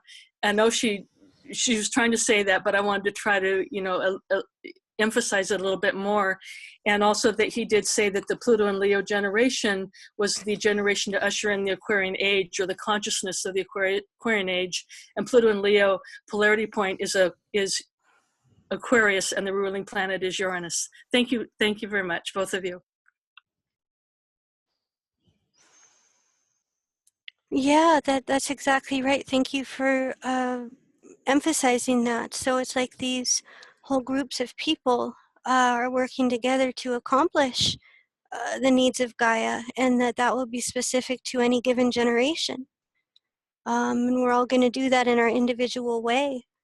But the collective group, or each generation has like a common goal that they're working towards, and it takes that whole generation, or it takes a whole group of people to accomplish that.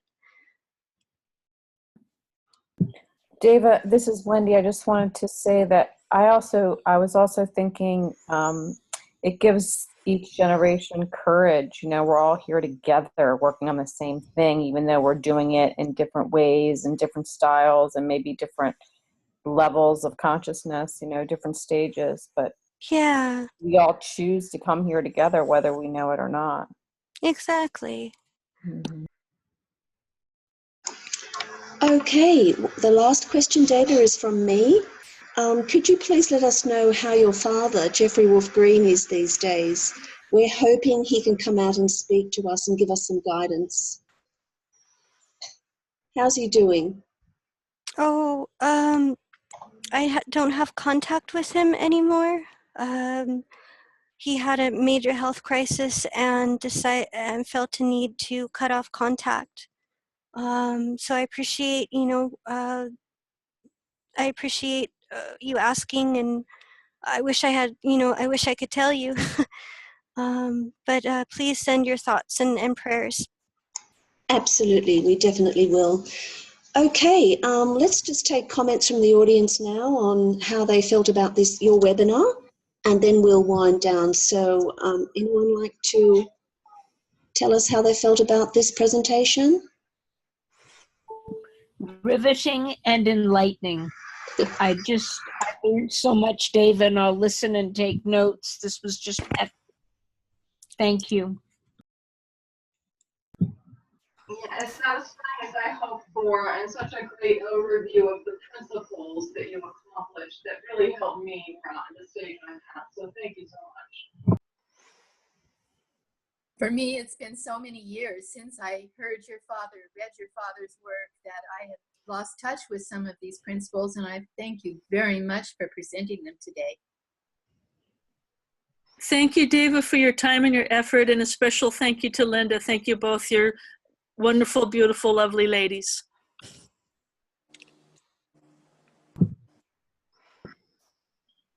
It's been incredible. Thank you. Okay, Deva, thank you so much. On behalf of our group EA Zoom meetings, we'd all like to thank you so much for your wonderful presentation. Looking forward to seeing you again. And would you all please thank Deva Green, everyone? Thank you, Deva. Thank you. Thank you, Deva. Thank you, Deva. That was beautiful. Thank you so much for your time and energy today as well. Keep up the good work. Thank you so much, Deva. Thank you. Bye. Bye, everyone. Bye. Bye.